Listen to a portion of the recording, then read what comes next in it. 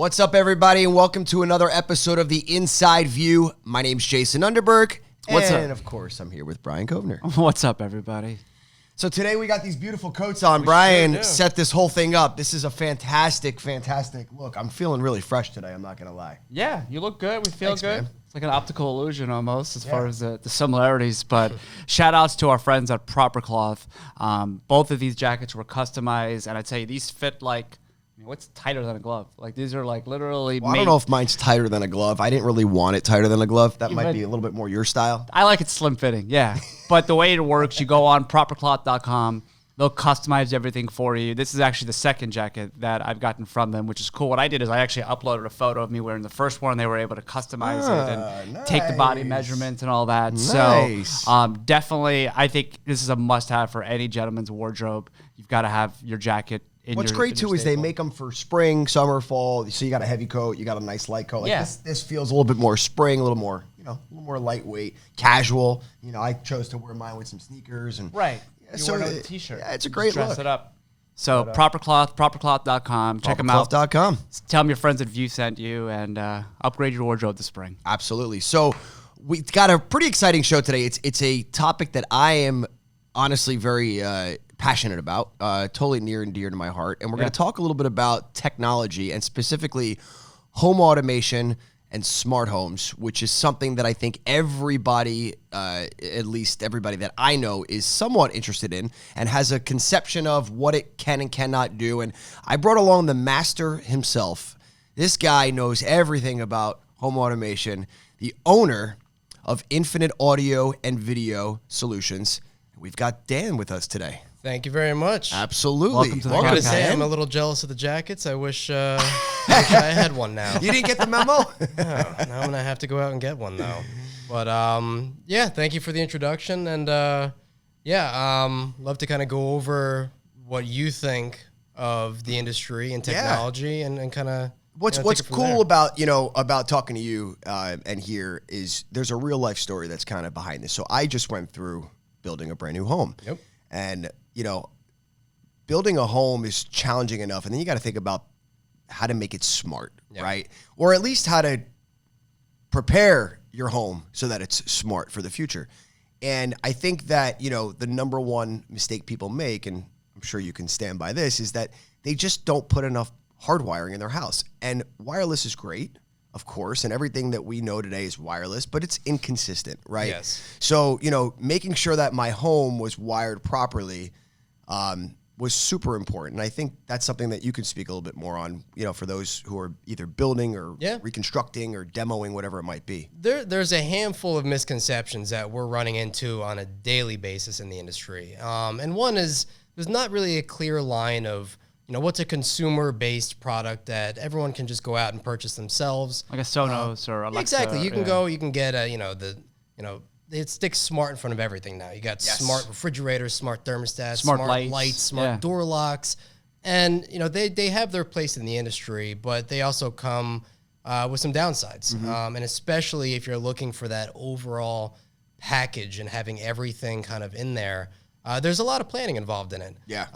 And one of the kind of misconceptions that you touched on is there's a reason why a lot of products are wireless is because they want to be able to sell it to an end user for them to install it themselves that don't have wires in place. Right. Because most of the time, like you were lucky. You put together your audio system while you were building your home. Yeah. But what percentage of your consumers are doing that versus I'm in my house and I just want to upgrade my system and I can't redo my entire house? I would imagine most are probably like that. So not everybody's building a new house every day. So the wireless is probably a little bit easier for... It is definitely easier, and it allows them to sell the product. I mean, if they were trying to sell a product and said it has to be hardwired, people aren't going to buy it. That's right. Right, you're not going to start knocking down walls. Yeah. Exactly. But then you also have to remember that now you're leaning extremely heavily on your Wi-Fi and just, renting, $5 a month router from Xfinity or Verizon. That's not really designed to give you the performance that a lot of these products are requesting. Right. So that's why, from day one, we try and, even on an existing house, we try and hardwire as much as possible. Okay. And we're noticing that people are kind of starting to fall behind with that a lot of home builders and people are seeing like, oh, I see commercials for this stuff. It's all wireless. I don't have to think about it until after the house is built. And then it really just starts to box you in and starts to limit what you can do and also affect maybe, how reliable that product is going to be because you are leaning so heavily on, a router that you're renting from Verizon. Yeah, and I think, what you said is so perfect because even though you can have a consumer-based product wired or unwired, right? They're going to market it that you can have it unwired, which is great because it's a quick solution. Mm-hmm. But I can tell you from experience, my previous home, I had the same products. I have more products now, but I had the same products, Sonos, Ring doorbell, et cetera, et cetera. Yeah. I had a completely wireless system in my old home because of the fact that I couldn't build with infrastructure with wires because it was already developed. I now have a completely wired system, and if I told you the amount of issues I have now versus then are 5%. Yeah, you have more now or less? I have barely any now, whereas before it was like, oh, the networks can't pick up this because the Z-Wave, which is the technology that these things work on, is being conflicted because I might have just turned on my laptop and something messed up with the connection. Or And you can start your microwave. Or you start your microwave. My doorbell stopped working. And then all of a sudden my Sonos is not playing, unable to connect. And I'm like resetting. And I got to tell you, that shit is frustrating. So how do we, let's I guess, talk to somebody who is in a situation where they want to upgrade their house, but they can't knock down walls. How do you overcome that? How do you prevent what happened with Jason at his old home today for somebody new? So our install crews are experts in retrofitting wires in existing walls. Being able to have, X-ray vision to look at a wall and say, I know if we want to get a wire here, then we just have to do this without cutting any holes. It's pretty rare that we have to cut holes. I mean, there's certain situations where I'm like, to get a wire to that specific spot, we'll probably have to cut a hole or two. But normally we can do it without really messing up too much. But you have to keep in mind that the time it takes us to do something like that, it's going to cost you a lot more money than it would have if it was everything was exposed. Right. Yeah, or exposed. Go crazy, run wires everywhere, which is what I did. I ran them in every room possible. I'll probably never use them, but at least they're there. That's what we tell a lot of people that are renovating or building a home is like, even if you don't know exactly what you want to do, a lot of the wiring for this stuff, it's all the same. So we can pre-wire a house and just have them there, even if they're buried. We'll take pictures of them and take measurements. And then they can call us in like 3 years. Like, you know what? I really wish we put those speakers in the gym. Like, not a problem. There are speaker wires in the gym already. We'll cut them out. Yep. So now Very cool. we got past the wired wireless thing, right? Which is crucial. But then you get to the hardware. Yeah. Right? And the hardware, again, misconception city, right? Huge. You've got your Ring doorbells. Now I know I don't have the best products in my home because I do have these commercial streamline. Yeah. Granted, they're wired, so I'm kind of happy. They have their place. They have their place. They do. However, you think about limitability and you talk about these consumer-based products, which is truly a smart home versus a real home automation system. Yeah. And you can speak a little bit further on home automation and what the big difference is here. Yeah, so a lot of these consumer companies, they make a decent product, but really what they focus on is that they have a nice app. Yep. It's a pretty app on your phone, and that's where they focus a lot of their budget towards, is making the app nice and user-friendly. And then what you end up having is a phone full of apps. And good luck finding one app that can control everything, because Google doesn't necessarily play nice with products that aren't Google based. Exactly. So that's the other fun part of the industry, is knowing all of these different brands and how they interact with each other, because everyone's different. Yep. Spotify, even just streaming services. Yep. Spotify's agreement with Sonos is different than Pandora's, than Sirius, than TuneIn. They're all negotiated on a constant basis. Here, and we can't use certain streaming circles. Sonos has been good. They have a lock on like Apple Music. They're like the only ones that will link up with Apple Music, and that keeps them relevant. Yep. Not a lot of people use Apple Music. Some people do. So these are the kind of questions that we ask people when we're designing a system is, how do you listen to music? What do you use? Do you listen to Pandora? Do you listen to Spotify? Are you big, Sirius XM people? Do you like the radio? And that kind of helps steer the design of the system. But really, once you make the the transition over to full home automation, that's when you get that user experience that you were kind of expecting from the start. Sure. Yeah. You know, of having one seamless interface that has a dashboard with everything on it. And another misconception is that people think, well, that sounds complicated. It's not. The whole point of it is that it's supposed to be simple. More simple. It's quite the opposite, right? On the back end and the programming, it might look, complex, but that's not their job. If we do our job well, Right. then the end result is supposed to be as simple as possible. Yeah. And then there's the biggest added benefit of having everything under one umbrella and one interface is that now those different systems can interact with each other. So let's say a great example is like my house. When my wife and I are ready to go to bed, we have push-button keypads on our nightstands that can control the lights and stuff. And one of the buttons is called Sleep. And what Sleep will do is a huge list. It'll turn the lights off to a sleep scene. It'll make sure the doors are locked. It'll shut the garage doors, make sure the fireplace is off, set the thermostat's back, make sure the TVs are off, make sure the music's off. It literally just runs through this whole checklist of all the different systems that we have in place. Does just all by that. hitting Sleep. Can it fluff my pillow?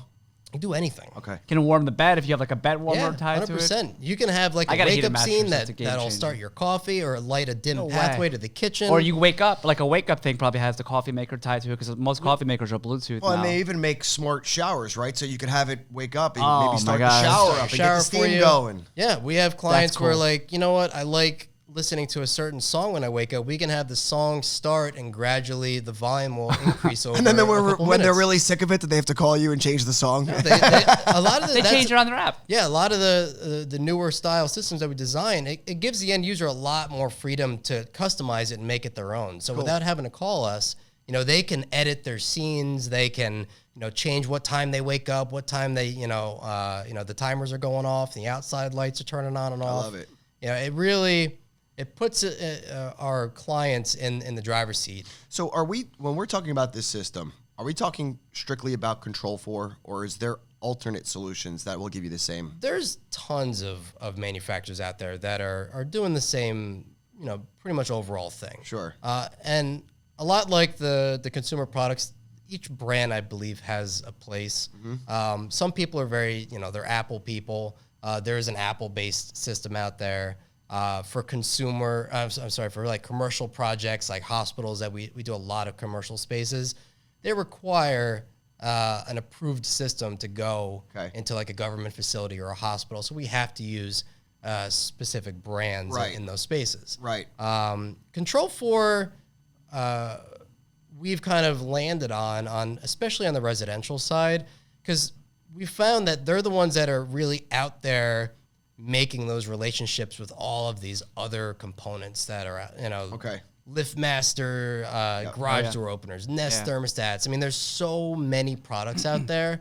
It's not possible to just say like, I will buy all Control 4 stuff. So if I had a system in my home, like I do currently, with a Nest and a Chamberlain garage or LiftMaster, I'd be able to integrate a Control 4 panel and up the capacity and, of course, the amount of things that my system can do, or is that not something that's possible? Technically, yes. Well, I'll say theoretically, yes. So once you already have some components in place, there are limitations to certain brands. And that's why when we have the freedom to design a system from the beginning, we're going to steer our clients in a direction of, stay away from that brand because it's going to limit you in this way. And a great example of that is Sonos. Sonos on its own is a great product, but they chose to limit their integration with control systems like Control 4. So I could not control You my can Sonos. control it, but it limits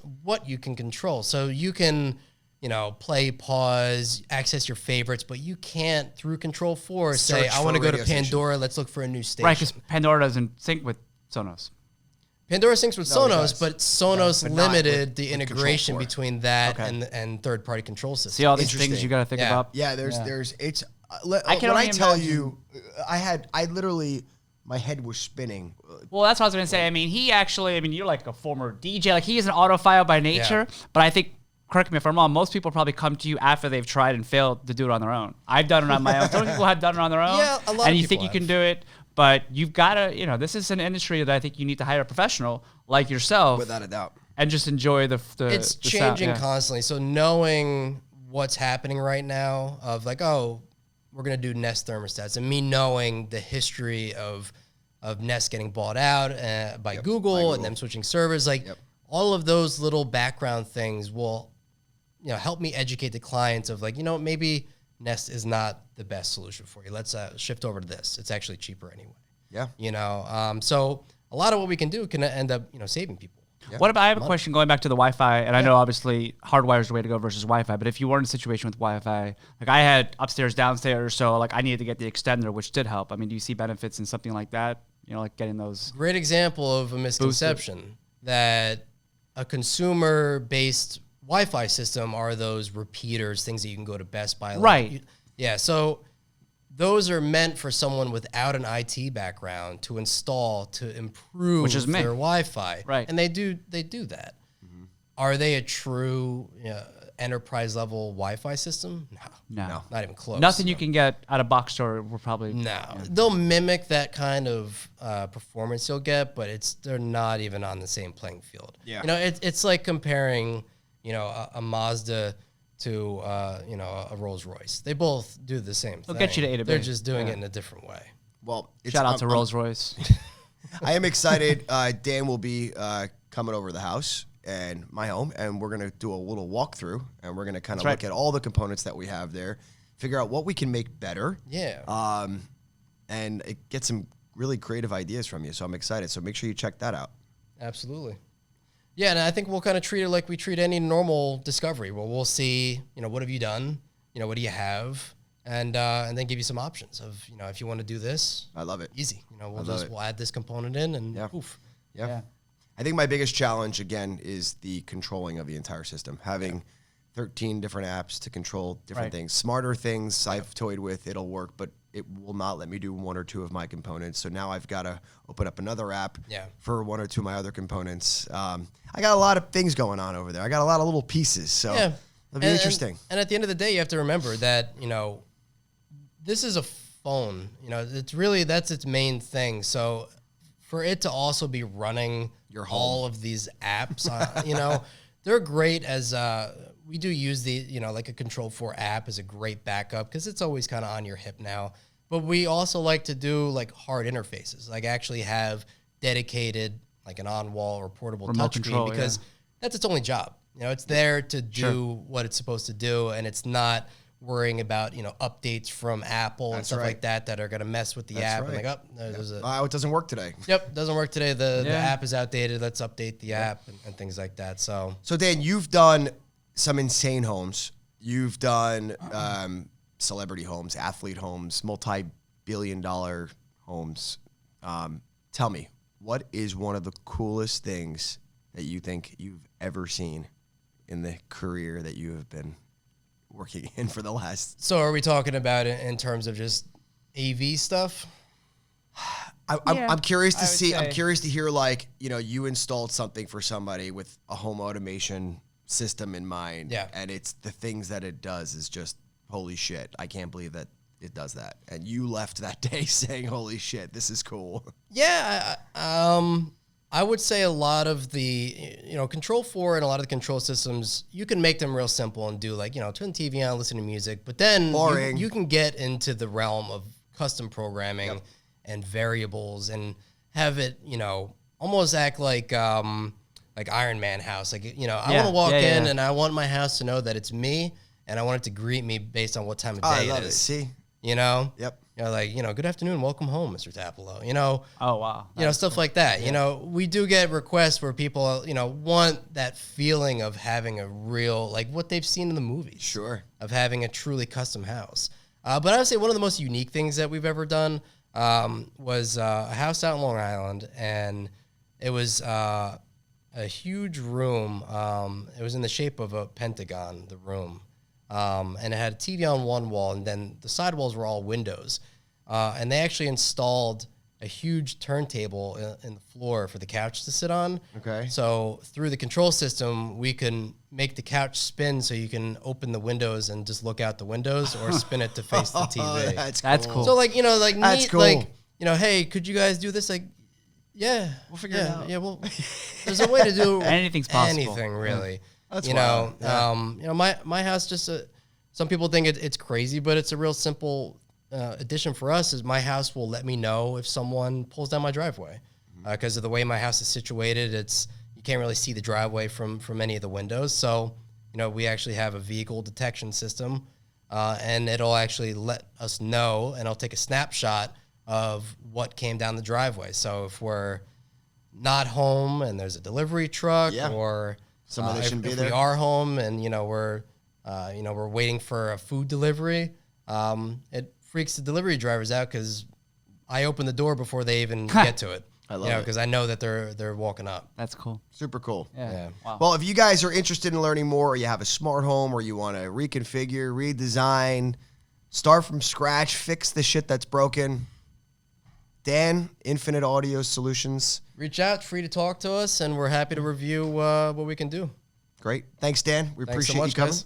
And that's all we got for today. Until next time, it's all about the view. We'll see you next time.